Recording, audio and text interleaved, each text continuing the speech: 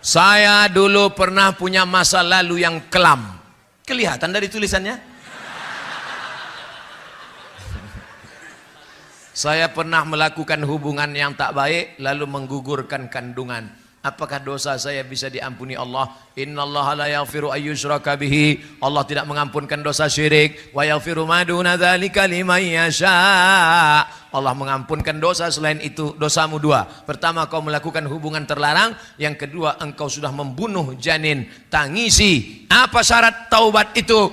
Ada 3. Yang pertama, an-nadamu fil qalbi, menyesal. Yang kedua, al-iqraru bil lisani. Apa itu iqrar bil lisan? Istighfar. Astaghfirullah Rabbal baraya, astaghfirullah minal khataya. Yang ketiga, al-itmaru alla ya'uda ilaihi abadan. Tekad yang kuat untuk tidak kembali kepada perbuatan dosa. Kalau engkau masih gadis, menikahlah. Kalau engkau masih lajang, menikahlah. Karena sudah mau dekat bulan suci puasa. Nanti ada yang membangunkanmu sahur. Kalau tidak, siapa yang membangunkanmu? Memang mau bangun pakai mercon? Ingat, diampunkan Allah segala dosa-dosamu insyaAllah. Amin. Mudah-mudahan yang berdosa sadar dan taubat kepada Allah. Amin. Ya Rabbal Alamin. Ustadz, saya 1 bulan yang lalu mengalami pertengkaran dalam rumah tangga. Sebulan yang lalu. Dalam pertengkaran itu spontan saya ucapkan talak 3. Metik ini.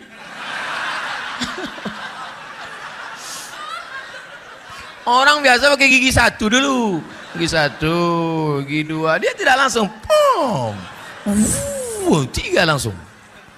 Apakah kami bisa rujuk lagi apa tidak?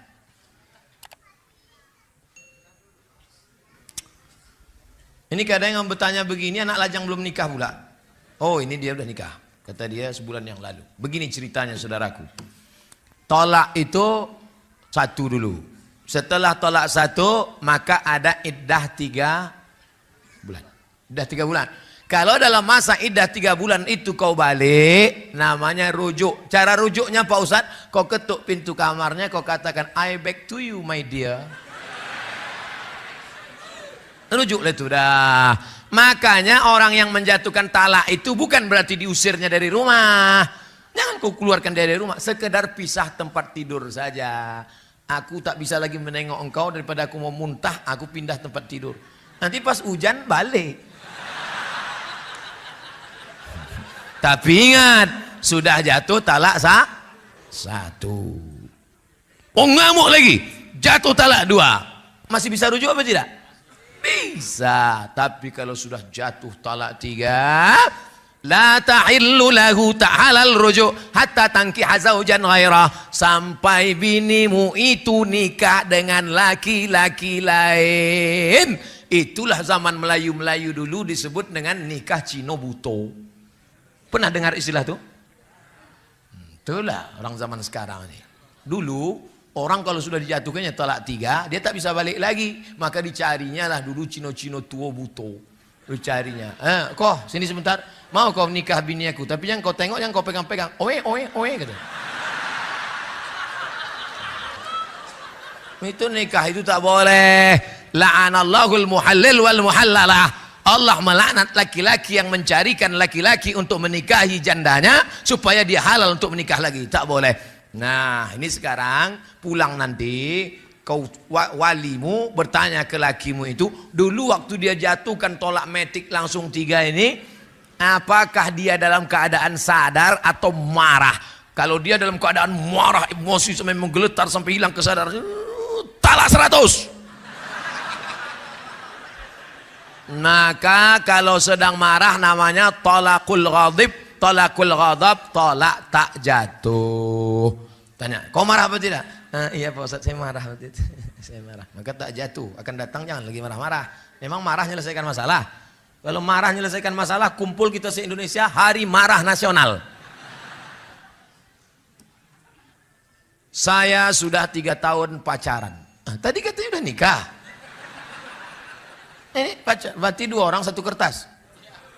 Saya sudah 3 tahun pacaran Pak Ustadz. Insya Allah tahun depan saya nikahi dia.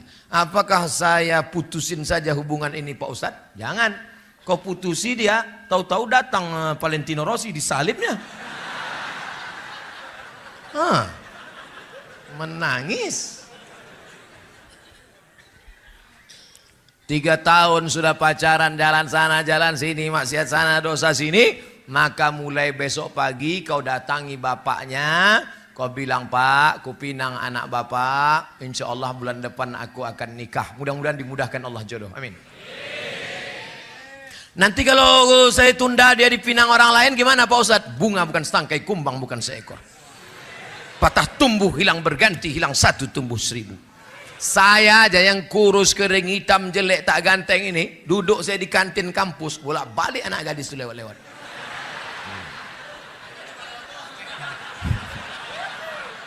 Lewat aja.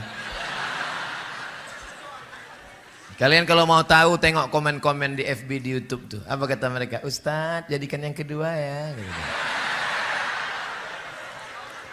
Saya pinjam uang di bank. Uang itu untuk saya bangun rumah sewa. Jadi hasil rumah sewa itulah untuk bayar tiap bulannya ke bank. Apakah itu haram? Haram, riba. Duit dengan duit, riba. Duit dengan barang, tidak. Pak Kapolsek, itu ku tengok mantap motor bapak. Aku mau beli pak. Berapa bapak jual? Itu motor gede, mahal tuh Pak Ustadz. Berapa? 100 juta. Aku beli, aku cicil. Boleh tak saya cicil itu setahun?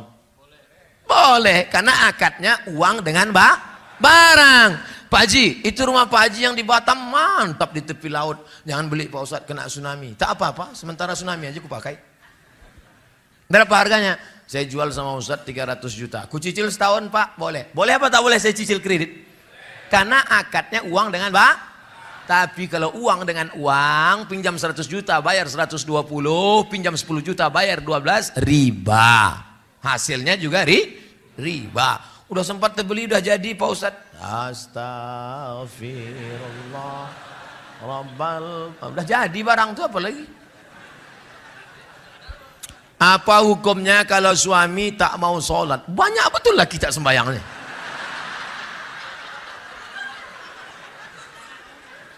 Makanya akan datang ku pesankan Bu, ku pesankan Pak, kalau kalian mau menerima calon menantu adakan fit and proper test. Ketua panitia Pak Kapolsek. Tim audisi dari luar provinsi Abdul Somad LCMA. Insya Allah saya akan datang kemari bulan September nanti. Kita tes calon-calon menantu di Batam. Kau menjadi menantu bapak nih? Iya. Sembahyang kau ke masjid? Ya Pak Ustadz, ini tanda tangan pengurus masjid. Ustadz Somad, ya. Anak saya ini dokter Pak Ustadz. Oh mantap. Laki-laki apa perempuan? Perempuan. Saya sangka dia mau nawarkan anaknya ke saya. Saya bilang, Bu, saya udah nikah, udah punya anak. Bukan untuk Ustadz. Jadi gimana caranya saya tahu calon menantu saya ini sholat? Gimana caranya? Oh mudah aja Bu. Gimana? Ajak dia jumpa hari Jumat jam 12.15. Assalamualaikum Bang. Ya, bisa kita makan siang nanti hari Jumat jam 12.15. Mohon maaf Adinda, aku tak bisa melalaikan panggilan Allah. Aku mau sholat Jumat. Terima. Tapi soal ini tak bisa lagi dipakai. Udah bocor. Ini sekedar sampel saja. Kalau mau nanti saya banyak soal-soal lain nanti kita nanti kita kasih. Tenang. Nah, kau cari dunia. Kau nikahkan anak gadismu kepada dia. Kenapa? Karena rumahnya mewah, karena mobilnya cantik, karena dia pegawai. Dunia kau kejar, akhirat melayang. Ustadz Somad, dulu ayah saya menikahkan saya sama dia karena menengok dia kaya, ganteng, hebat. Ternyata rupanya setelah saya nikah saya tak mencium bau kebahagiaan. Jadi gimana rasanya? Macam tidur sama babi hutan. Kasihan anak gadis kita yang dibesarkan di rumah, diajarkan tahfiz Quran, disambut dengan marhaban tola al badru alaina, tiba-tiba menikah dengan Fir'aun level 2. La ilaha illallah Muhammad Rasulullah. Tapi apa boleh buat, ini udah terjadi, udah menikah, nasi sudah jadi tai ayam. Lah kita sembahyang, ibu bapak cerita bubur juga lagi. Berdosakah saya apabila saya tidak melayani suami? Inilah kekeliruan banyak perempuan. Karena suaminya tak sembahyang, lalu dia tak mau melayani suaminya. Adinda, marilah kita, tak mau, kamu sembahyang dulu. Bukan begitu caranya. Ibu kan punya wali. Wali ibu itu ayah, datuk, abang, adik, pakcik, abang ayah, adik ayah. Wali ibu lah yang memanggil laki ibu yang tak sembahyang. Walaupun hidup 1000 tahun, kalau tak sembahyang apa gunanya? Walaupun hidup 1000 tahun, kalau tak sembahyang apa gunanya? Besok pagi mulai lagu di rumah itu aja, usah ada lagu lagi. Rekam MP3 sampai 100 lagu, tak robah-robah itu. Nada panggil pun itu juga. Besok pagi masak sarapan. Sepohon kayu daunnya rimbun, besar dahannya, lebat daunnya. Walau pas dia datang ke dapur, walaupun hidup 1000 tahun, kalau tak sembahyang. Kau nyindir aku? Enggak bang. Apa gunanya? Jadi yang ngomong itu wali ibu. Jangan karena negara tidak menunaikan kewajiban, lalu kita mencuri listrik. Ini tak benar. Ini logika berpikir seperti ini tak benar. Ustadz kau tahu, saya sosialisasi fatwa MUI haram curi listrik. Waktu pas saya sosialisasikan haram curi listrik, haram curi listrik. Datang satu orang bertanya, Ustadz, negara yang curang, maka kita pun boleh mencuri. Itu logika tidak benar. Karena listrik itu bukan punya negara. Listrik itu punya umat yang dikelola oleh negara. Orang yang mencuri listrik, maka dia sedang mencuri harta milik siapa? Milik umat. Minta ampunnya pada umat. Begitu juga dengan ini. Suami yang tidak sholat, bukan serta-merta lalu ibu tidak menunaikan kewajiban. Itu bukan solusi. Solusi jalan tengahnya adalah wali ibu menasehati dia. Itulah pentingnya sebelum nasihat ada nasihat pernikahan. Sehari sebelum nikah, undang ustadz dari pagi sampai siang sampai sore nasihat ke calon menantu. Jangan di situ akad nikah, di situ ada nasihat pernikahan. Berikut ini mari kita dengarkan nasihat pernikahan yang akan disampaikan oleh Ustadz Abdul Somad. Ustadz ceramah, mereka bukan dengar ceramah, asik selfie.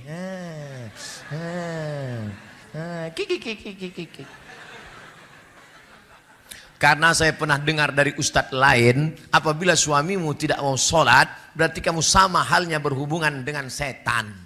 Makasih Pak Ustadz. Orang yang tak sholat itu dua. Yang pertama fasik, yang kedua kafir. Apa beda fasik sama kafir? Tanya dia, bang, abang kenapa tak sholat? Menurut saya sholat itu buang-buang waktu saja. Nah, itu kafir. Kalau begitu nanti jawaban suamimu, maka kau sudah fasakh dengan dia. Kalau suami menjatuhkan talak, namanya talak. Kalau istri menggugat, namanya khulu. Kalau otomatis dilepas hakim, namanya fasakh. Karena suami sudah murtad. Tapi kalau ditanya, abang kenapa tak sholat? Aku sebetulnya tahu sholat itu wajib adinda. Kenapa tak sholat? Aku malas. Dia fasik. Wallahu la yahdil qaumal fasiqin. Allah tak berikan hidayah pada orang yang fasik. Ustadz yang bilang tadi suami ibu setan, dia geram aja itu. Bagaimana hukumnya petugas amil zakat selalu menunda pembagian zakat mal? Bolehkah zakat mal digunakan untuk keperluan ini dua pertanyaan ini. Zakat dikumpulkan, diserahkan ke Basnas, Badan Amil Zakat Nasional. Basnas akan membagikannya habis, dibagikan habis. Kalau zakat fitrah memang tak boleh ditahan sama sekali, bagi habis. Malam Idul Fitri tak ada lagi. Makanya pagi Idul Fitri tak ada pengurus. Jamaah sekalian, zakat fitrah kita tahun ini terkumpul 10 ton dan alhamdulillah masjid masih nyimpan 5 ton lagi. Loh kok bisa disimpan? Itu harus habis Pak pengurus. Kalau sampai khatib naik mimbar, zakat fitrah belum dibagikan, fa innaha shadaqatun minas shadaqat, maka dia tidak lagi dianggap zakat fitrah, hanya sedekah biasa saja. Habis. Adapun zakat mal, maka berijtihadlah mereka. Ini tukang jual goreng pisang, dipikul keliling kota, maka belikan dia gerobak, bayarkan. Ini di rumahnya buruh cuci, pergi ke rumah-rumah orang kaya mencuci, maka belikan dia mesin cuci 5 juta, setrika, supaya dia bisa buka laundry kecil-kecilan, supaya zakat itu produktif. Jangan kasih ikan tapi kasih pancing. 2. Bolehkah zakat itu untuk keperluan masjid? Ini kejadiannya 6 tahun yang lalu di Pekanbaru. Waktu itu video belum viral. Assalamualaikum Ustaz Somad. Waalaikumsalam. Saya mau sedekah 100 juta zakat untuk masjid. Tapi kata ustadz tidak boleh zakat untuk masjid. Bisa ustadz tolong selesaikan masalah ini? Sebentar Pak Haji, saya buatkan makalahnya. Saya tulislah makalah. Sepakat 4 mazhab Hanafi, Maliki, Syafi'i, Hambali bahwa zakat tidak boleh untuk masjid. Tapi menurut Imam Fakhruddin Ar-Razi dalam kitab Mafatihul Ghaib Tafsir Al-Kabir, dikutip oleh Syekh Atiyah Saqar dalam kitab Fatawa Al-Azhar, bahwa makna fi sabilillah semua jalan mengagungkan agama Allah. Andai masjid kita ini di seberang kampung, antara kampung dan masjid ada sungai, tiba-tiba jembatannya roboh, maka zakat boleh dibuat untuk jembatan, karena jembatan itu juga masuk asnaf fi sabilillah. Itulah mengapa orang Malaysia kuliah di Al-Azhar Kairo dibiayai 1 tahun 6.000 ringgit dari zakat. Asnafnya mana? Asnaf fi sabilillah. Jadi saya pakai pendapat Imam Fakhruddin Ar-Razi, boleh untuk masjid, tapi kalau nanti ada ustadz yang berpendapat tidak boleh, berarti dia pakai pendapat mazhab imam yang tadi. Jangan salahkan dia, jangan salahkan saya. Saya pakai pendapat Imam Fakhruddin Ar-Razi. Tapi jangan gara-gara zakat untuk masjid sampai fakir miskin tak dapat. Nanti fakir miskin nyumpah saya, mati tegak saya. Apa hukumnya pengurus masjid tidak segera membelanjakan uang infak sedekah untuk keperluan masjid? Ini bertanya penyindir.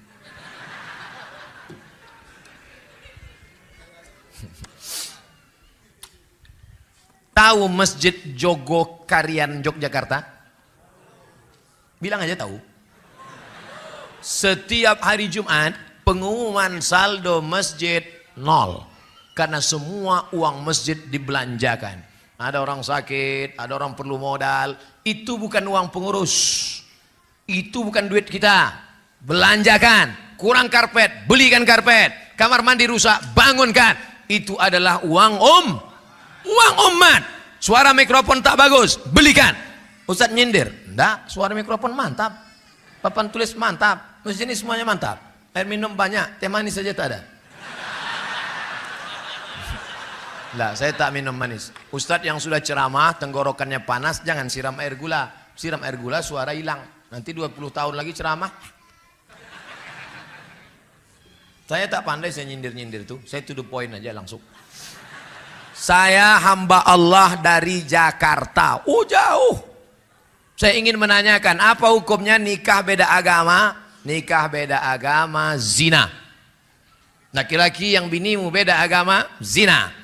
Kalau sampai engkau muslimah gara-gara menikah sama beda agama lalu kau murtad, maka neraka jahanam tempatmu.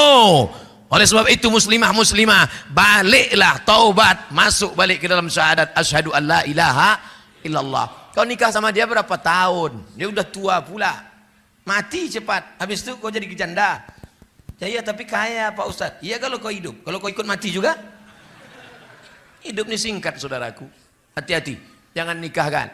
Jaga anak perempuan kita dari program kristenisasi. Anak-anak lajang yang ganteng-ganteng pula yang menikahi dia. Nanti setelah anak 2 ditinggalkan, perempuan kita takut karena tak mandiri. Jangan ceraikan bang, jangan bang. Kalau kau mau ikut aku, maka kau mesti ikut murtad. Akhirnya anak murtad, menantu murtad, cucu murtad, 5 sekali murtad.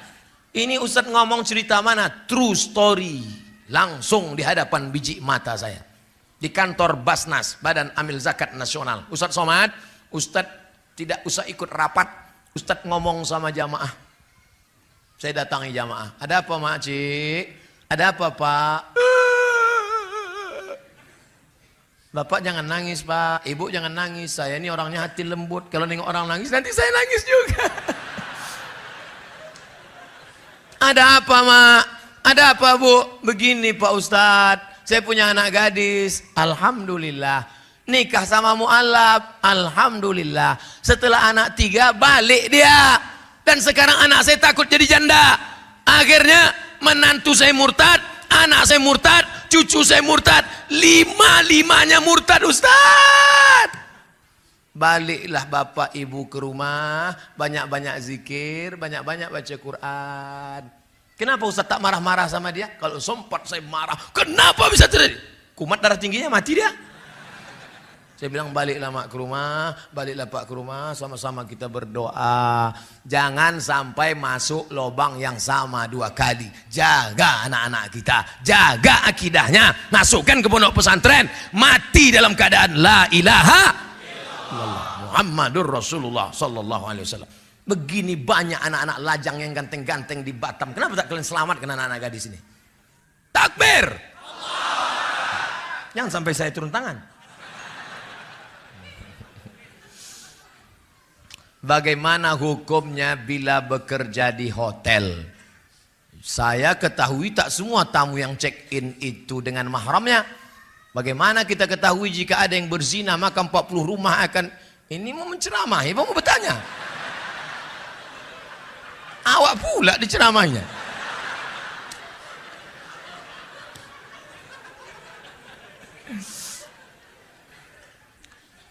Famanittaqas syubhat faqad istabra'a lidinihi wa irdihi.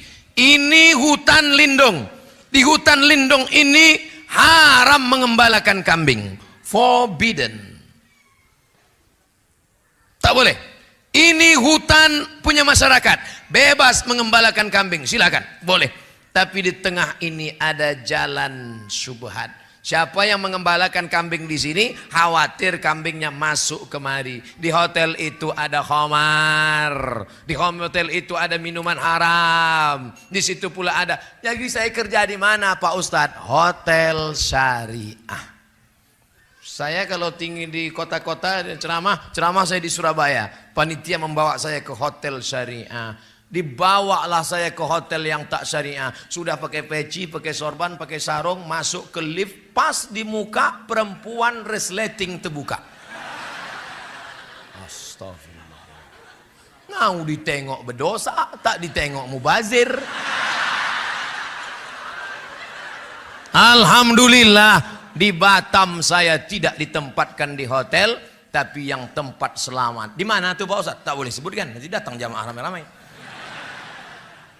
Oleh sebab itu maka berbahagia kita kalaulah masyarakat yang kaya-kaya ini membuat hotel syariah. Amin. Kira-kira bisa tak dijaga ini hotel kita ini supaya selamat dari perbuatan? Bisa. Siapa yang tak bilang tak bisa? Ustadz gimana mau ngatur? Ustadz cuma ceramah di masjid aja. Bisa.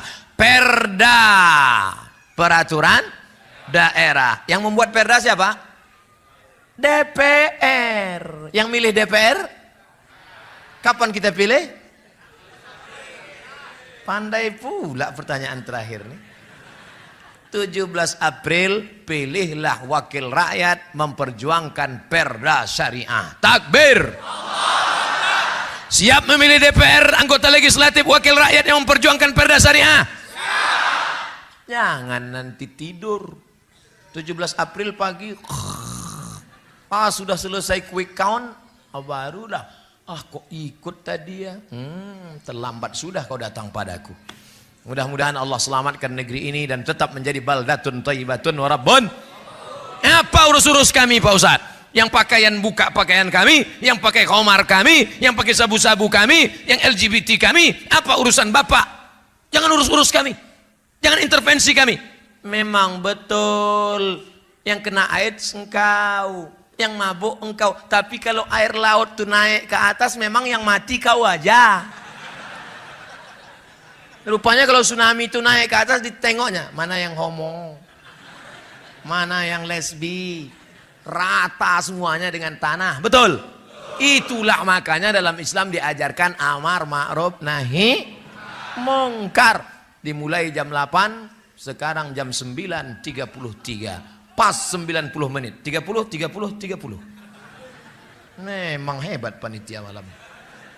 Ala hadhihi niyah wa kulli niyatin salihah. Al-Fatihah. A'udzu billahi minasyaitonir rajim. Bismillahirrahmanirrahim. Alhamdulillahirabbil alamin. Arrahmanir rahim. Maliki yaumiddin. Iyyaka na'budu wa iyyaka nasta'in. Ihdinas siratal mustaqim. Shiratal ladzina an'amta 'alaihim ghairil maghdubi 'alaihim waladdallin.